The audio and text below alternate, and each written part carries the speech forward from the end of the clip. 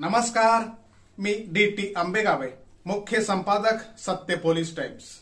सामान्य जनतेचा आवाज बुलंद करण्यासाठी सत्य पोलीस टाइम्स या चॅनेलला आत्ताच सबस्क्राइब करा।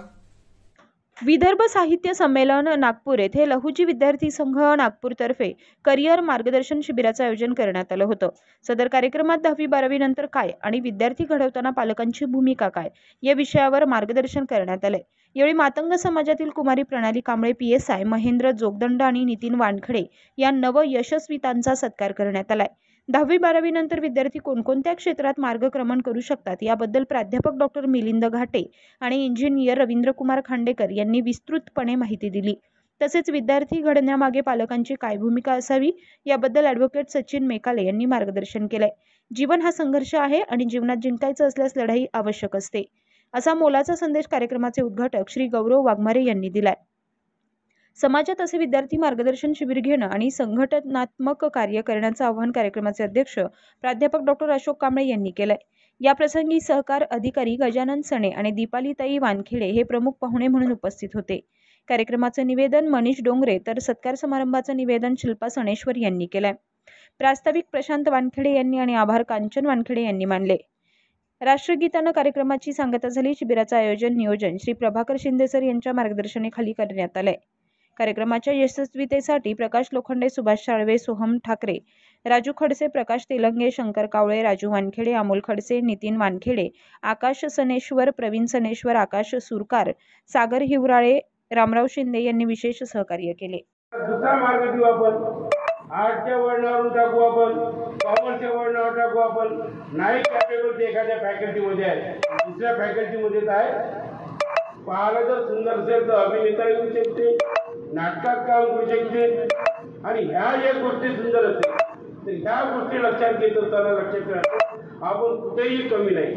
आम्ही या समाजाचा आहे, मी फार गरीब आहे, हे बंद करा नाटक। आणि ही संघटना जर संघटनेचा पहिला कार्यक्रम आहे, प्रत्येकाने फार सुंदर अशा प्रकारचं संचालन केलं, प्रत्येकाने सगळे कार्यक्रम केले, अजून काहीच नाही झालं। याच्यापेक्षा तुम्हाला याच्यापेक्षा जास्त यश मिळेल म्हणून यात युवका झेप घे, आकाश तुला शरण येईल। तुम्ही झेप घ्या आणि समाजाची प्रगती होईल, तुमची प्रगती होईल आणि म्हणून आता आपला समाज पुढे जाईल। परंतु मार्गदर्शक हा चांगला असला पाहिजे।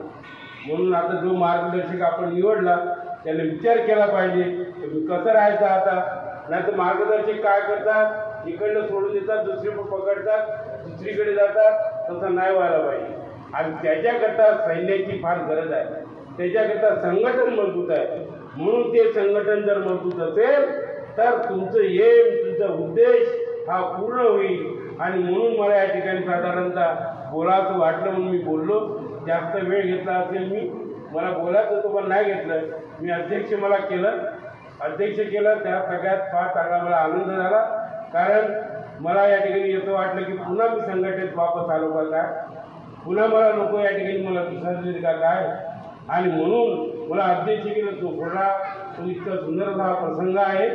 जसं इतकं सुंदर कार्यक्रम आपण करतो, फार सुंदर मेकाले सरांनी, खांडेकर सरांनी असे लोक जर आपल्याला भेटले, गोडे सरांनी ते शानदार अपघात तुमच्याकडे आहेत, तर दुसऱ्या या फालतू याकडे राजकारणी माणसाची काही गरज नाही।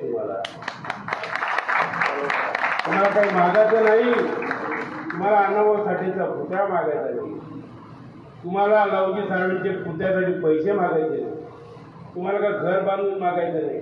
तुम्हाला मागायचं आहे हे जे तरुण पिढी आहे, हे तरुण पिढी कशी मोठी होईल त्याचे विचार बदलायचे आहे आणि तेवढं परिवर्तन झालं पाहिजे। एवढं मी बोलतो, मला बोलण्याची संधी दिली त्याबद्दल मी आपल्या सर्वांचा आभारी आहे। जय भीम, जय भारत। सामान्य जनतेचा बुलंद आवाज, सत्य पोलीस टाइम्स।